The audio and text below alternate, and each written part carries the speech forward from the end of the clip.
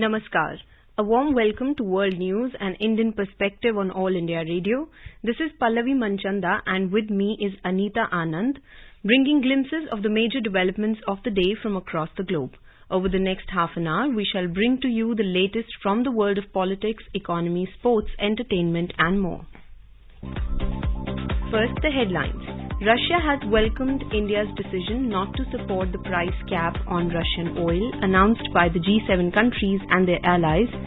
The first G20 Finance and Central Bank Deputies meeting is scheduled to be held from 13th to 15th of this month in Bengaluru.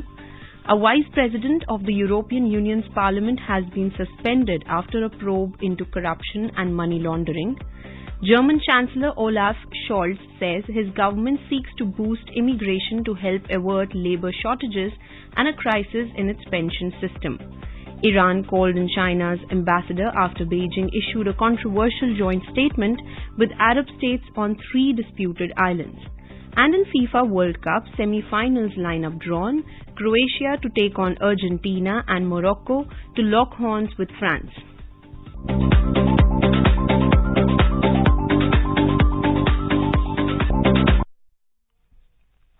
Russia has welcomed India's decision to not support the price cap on Russian oil announced by the G7 countries and their allies.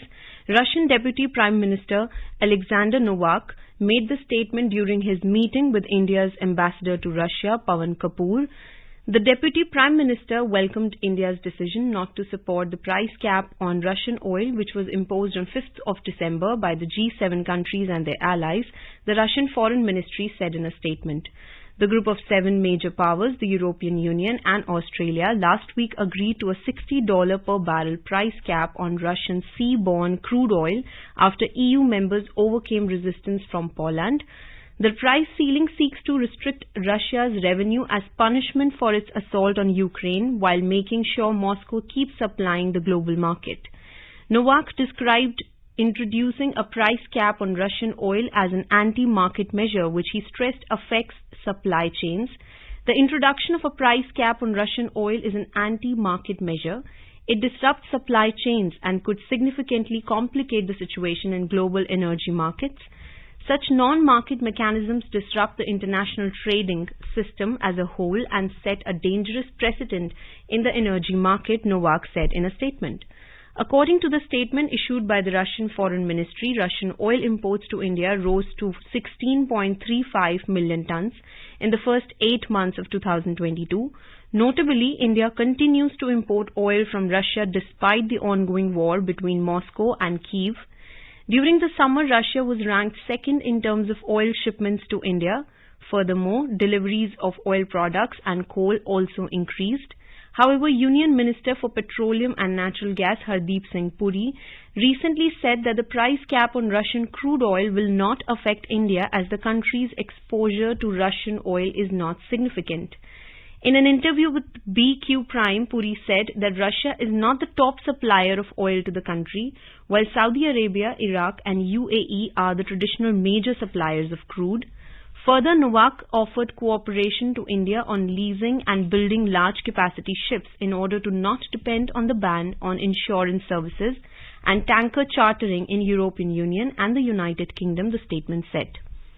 Meanwhile, Russia, the world's highest exporter of energy, could cut oil production and will refuse to sell oil to any country that imposes the West's stupid price cap on Russian oil, President Vladimir Putin said recently. The Kremlin chief cautioned that attempts by the West to impose a price cap would lead to the global collapse of the oil industry and then a catastrophic rise in prices. India has abstained from voting in United Nations Security Council UNSC on a resolution that exempts humanitarian aid efforts from sanctions. The US and Ireland brought the resolution at the UNSC, which gave humanitarian carve-out to organizations under UN sanctions. The carve-out is essentially a humanitarian exception or exemption. All the UNSC members except for India supported the resolution. India, which holds the rotating presidency of the UNSC this month, was the only country to have abstained. In the explanation of the vote, India's permanent representative to the UN, Ruchira Kamboj, said that India's concerns were triggered by proven instances of terrorist groups in its neighborhood, including those listed by the Council, reincarnating themselves as humanitarian organizations and civil society groups precisely to evade the sanctions. She said these terrorist organizations use the umbrella of the humanitarian assistance space to raise funds and recruit fighters. Making a veiled reference to Pakistan, India's permanent representative to the UN said, New Delhi will call for caution and due diligence be used when providing humanitarian aid to groups that are prohibited under UN Security Council Resolution 1267, who continue to thrive with full state hospitality in territories universally acknowledged as terrorist havens by the international community. India reiterated during the negotiations that under no circumstances the garb of humanitarian cover intended to be provided by these exemptions should be misused by banned terrorist groups to expand their terror activities in the region and beyond.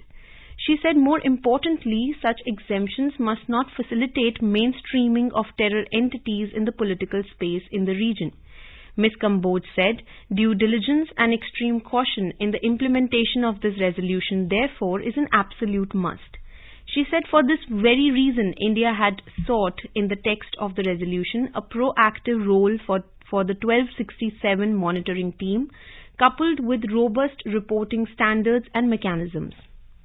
The 39th edition of India-Indonesia Coordinated Patrol Indo-Corpat between the Indian Navy and the Indonesian Navy is being conducted from 8th to 19th of December 2022.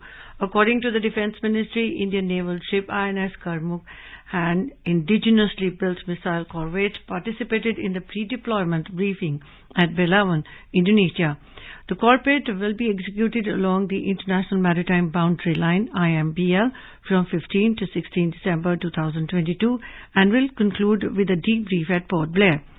Along with INS Karmuk, L-58 indigenously built landing craft utility vessel and Dornier maritime patrol aircraft will be participating in the corvette. Kri Kartniak Dian, a Kapitan Patimura class corvette, would represent the Indonesian side. As part of government's vision, Sagar, security and growth for all in the region, Indian Navy has been proactively engaging with countries in the Indian Ocean region, IOR, to enhance maritime security in the region. India and Indonesia have been carrying out corvettes twice a year since 2002 with an aim of keeping this part of the IOR safe and secure for commercial shipping, international trade and conduct of legitimate maritime activities.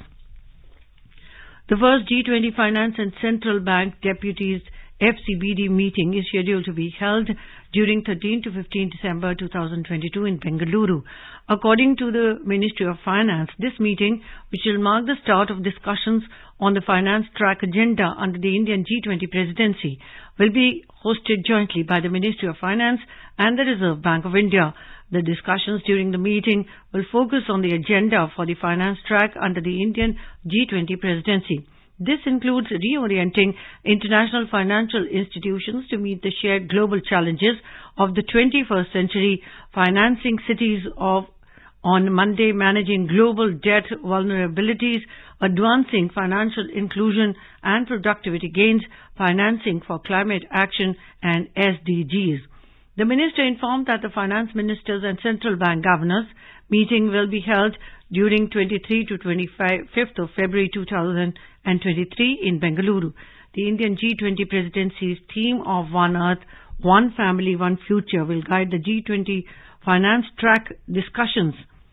Approximately 40 meetings of the finance track will be held in several locations in India, which include meetings of G20 finance ministers and central bank governors.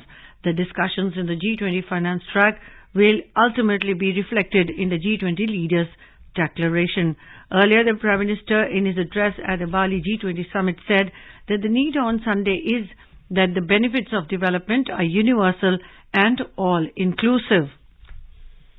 Direct flights between Jaffna and Chennai will resume from Monday.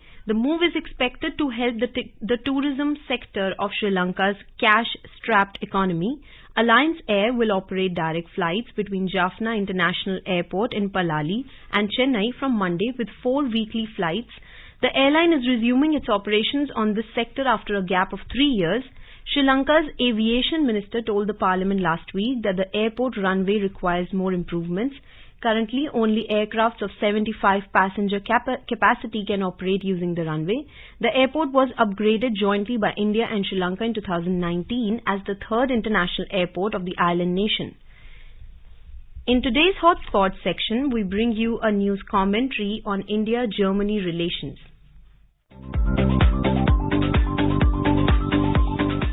The German Foreign Minister Annalena Baerbock paid a 2-day visit to India. She held discussions with the Indian External Affairs Minister Dr. S. Jaishankar. In her first ministerial-level interaction since Olaf Scholz took over as the Chancellor of Germany, Ms. Baerbock engaged in discussions on major international issues like Germany's assistance to India on renewable energy transitions, cooperation in the Indo-Pacific region, and maintenance of the rules-based international order, war in Ukraine, climate issues, and also talked about strengthening the economic, climate, and security policy cooperation between the two countries. It is to be noted here that India and Germany are close strategic partners since 2000. And have held intergovernmental consultations every 2 years since 2011. The most recent one held in Berlin in May 2022. Having established diplomatic relations 71 years ago, India and Germany have placed each other at the forefront of international partnership. Ahead of the German foreign minister's visit to India, German ambassador to India, Philipp Ackermann, had unveiled a proposal last month to provide 1 billion euros, that is 8,440 crore rupees, for energy transition projects across India under a bilateral partnership for green and sustainable development. Hence, negotiations on development policy focused on concrete agreements and projects which will help cut greenhouse gas emissions and help to alleviate the challenges associated with climate change. Apart from this, the two ministers assessed the situation in China, Afghanistan and Pakistan. At the end of talks, India and Germany signed a comprehensive partnership on migration and mobility meant to ease travel for research, study and work for people in both countries. Among other things, this move is expected to facilitate people-to-people ties between the two countries, ease problems associated with visa, and address the challenges of illegal migration. The migration and mobility deal is also set to expand internationalization of higher educational systems, interlink research and innovation works of both countries, and to strengthen dual structures for vocational education and training. The German minister said that she had an open exchange with Dr. Jaishankar on the issues of human rights and democracy. It may be worth mentioning that India is a democratic and plural country. Human rights in India is much protected than anywhere else in the world. The Constitution of India guarantees freedom of expression to all Indians. While recognizing India's role as a rising economic power, Baerbock said she saw in India great potential for cooperation on economic and security issues. As a country comprising of mostly poor people, it was enlightening to see that more than 400 million people had been taken out of abject poverty in the last 15 years. She said, as an established democracy, India is both an example and a bridge builder for many countries in the world, despite its social challenges domestically. There is no doubt that India will decisively influence the shaping of the international order in the 21st century. The German foreign minister noted that the Indian government has set itself ambitious goals not only in the G20 but also at home for its own people. She also lauded India for a clearer positioning of G20 on Russia-Ukraine war. The German foreign minister's visit was thus a golden opportunity for both countries to exchange views on regional and global developments. Both parties also reviewed India-Germany strategic partnership. The German government has also been very vocal about human rights, particularly those related to women. In this regard, Ms. Baerbock held meetings with representatives of civil society and non-governmental organizations. She also participated in the Trilateral India Forum of the Transatlantic Foundation German Marshall Fund, which deals with cooperation in the Indo-Pacific region. The forum, held annually, is a meeting of American, European and Indian experts from politics, think tanks and business.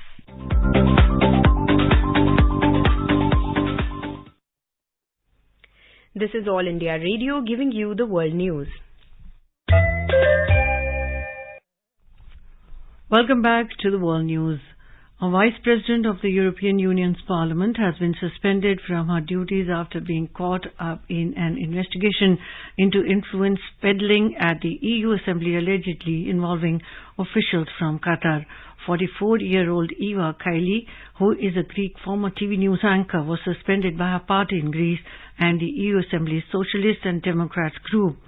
This development comes after Belgian police staged 16 raids across Brussels as part of a probe into corruption and money laundering at the Parliament.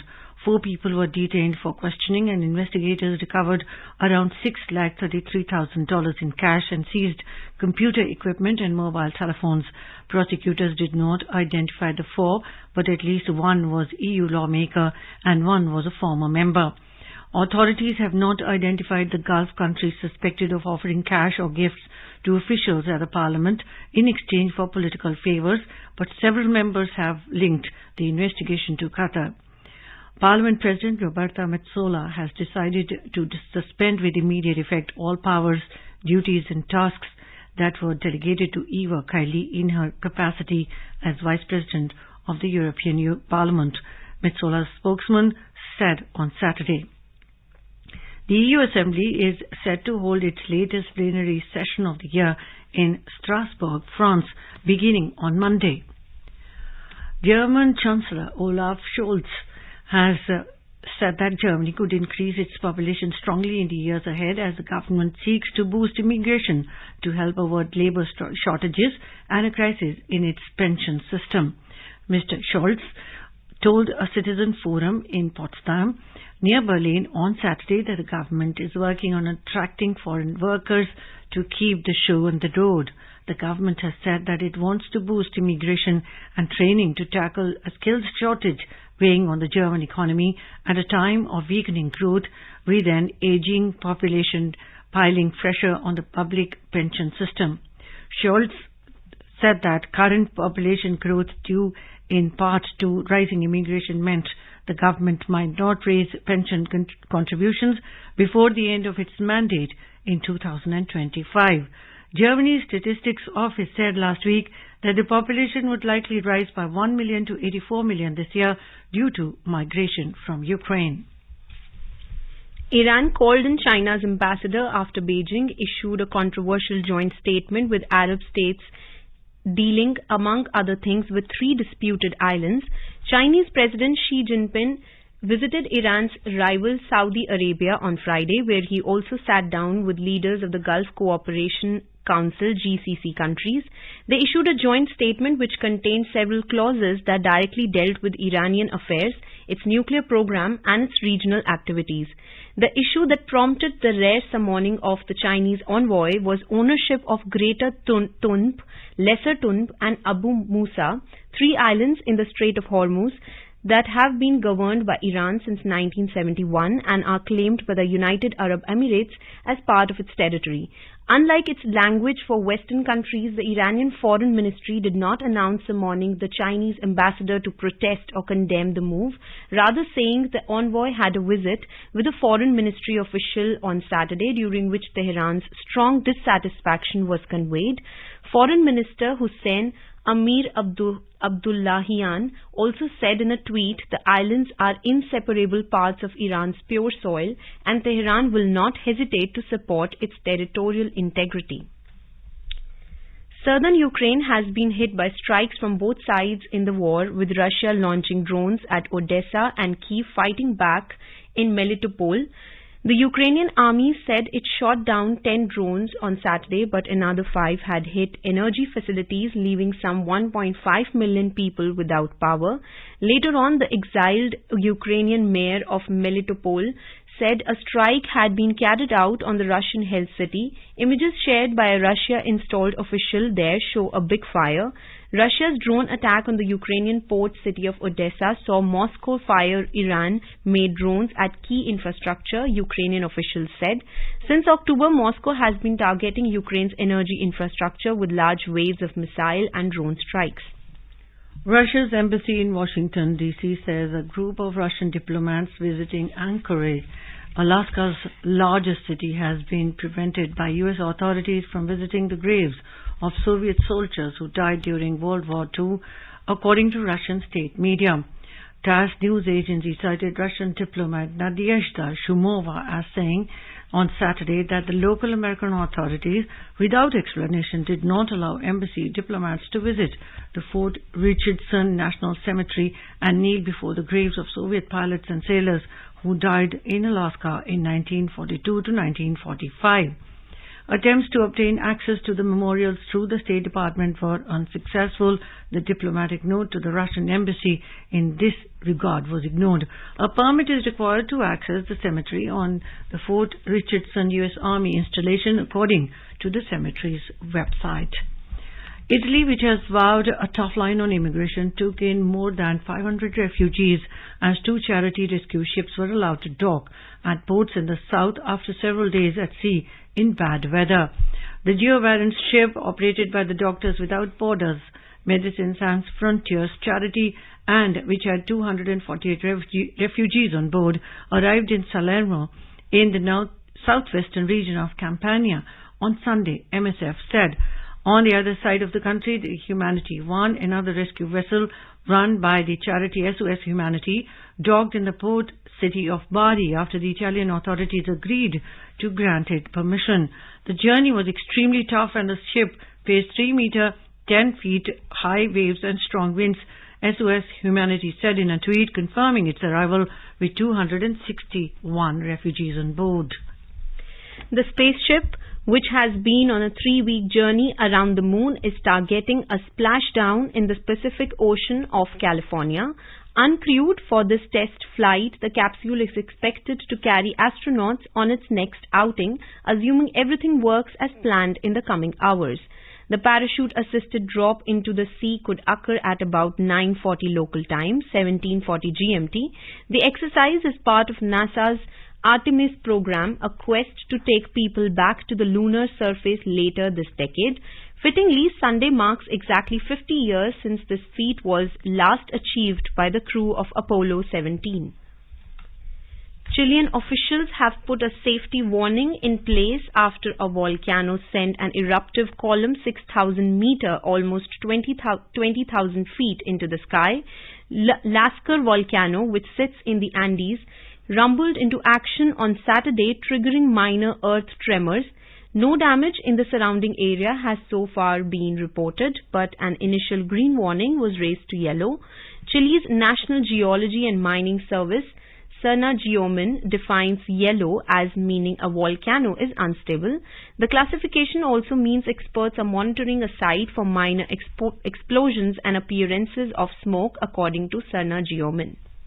Peru's new president, Dina Boluarte, has named her cabinet following the removal of former President Pedro Castillo in a step that has triggered protests.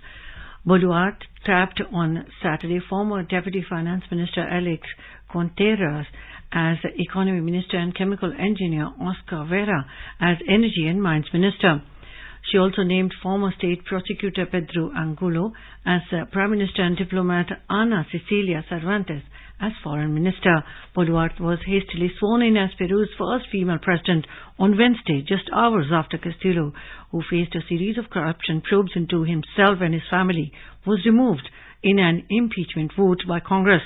The prosecution accused Castillo of rebellion and conspiracy, and a High Court ordered him held for 7 days in preliminary detention.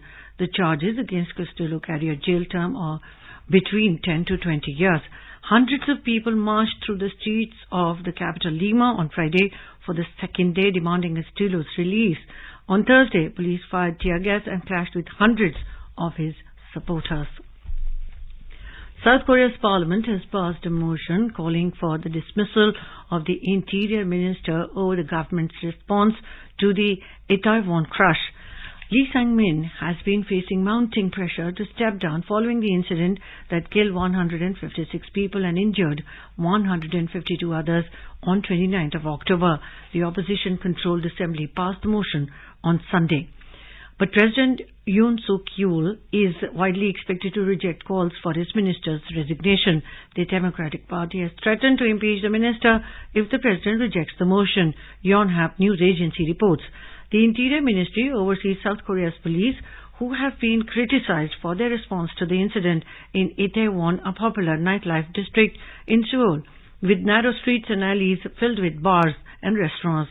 The crush happened as crowds gathered to celebrate Halloween without restrictions for the first time since the start of COVID. A Libyan man accused of making the bomb which destroyed Pan Am Flight 103 over Lockerbie 34 years ago is in United States custody. The U.S. announced charges against Abu Aguila Masood 2 years ago, alleging that he played a key role in the bombing on 21st December 1988. The blast on board the Boeing 747 flight from London to New York over the Scottish town left 270 people dead. It is the deadliest terrorist incident to have taken place on British soil. All 259 passengers and crew on board the jumbo jet died, while another 11 were killed in Lockerbie when wreckage destroyed their homes. Last month, it was reported that Masood had been kidnapped by a militia group in Libya, leading to speculation that he was going to be handed over to the American authorities to stand trial. With the motive of enhancing export trade and promotion of Nepalese handicrafts, Federation of Handicraft Association of Nepal have organized the 19th Handicraft Trade Fair and 17th Craft Competition in Kathmandu. The trade fair is attracting locals as well as foreign tourists from 9th December and expects thousands of footfall till 13th of this month. The quarter-final stage of FIFA World Cup 2022 is now completed and the tournament is reaching its climax. Defending champions France and South American giants Argentina sealed their progression into the last four of the tournament with nervy wins, while Croatia and Morocco arguably defeated stronger opponents to earn their place in the semis. On Saturday, France defeated England 2-1, while Morocco stunned Portugal 1-0 to become the first African country to enter the semi-finals of the World Cup. The four teams will now square off in the penultimate round of the competition. In the first semi-finals, Argentina will take on Croatia on Tuesday, the 14th of December at 12:30 midnight Indian Standard Time. In the second semi-final, Morocco will face defending champions France on Wednesday, the 15th of December at 12:30 midnight Indian Standard Time. The final will be played on 18th of December.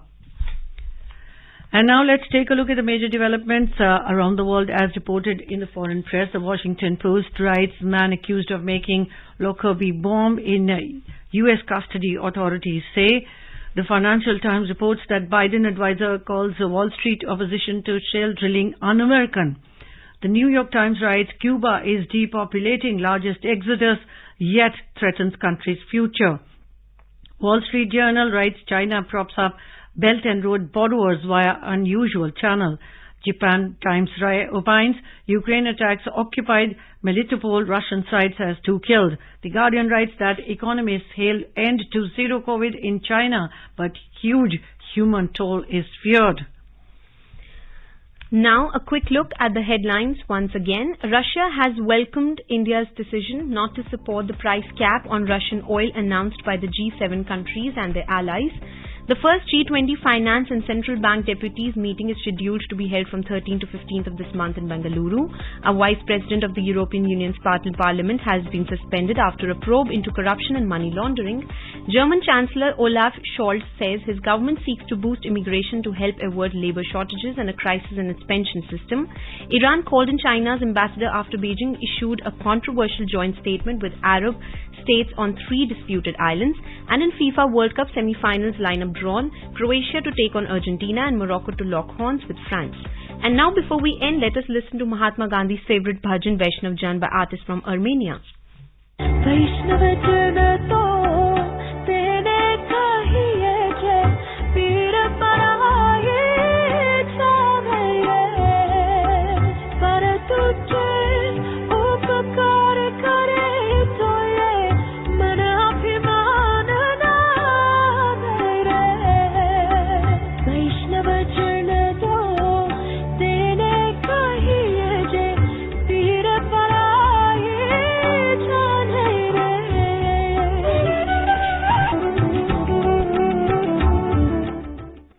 that, we end this bulletin. We will be back at the same time tomorrow with the next edition of World News.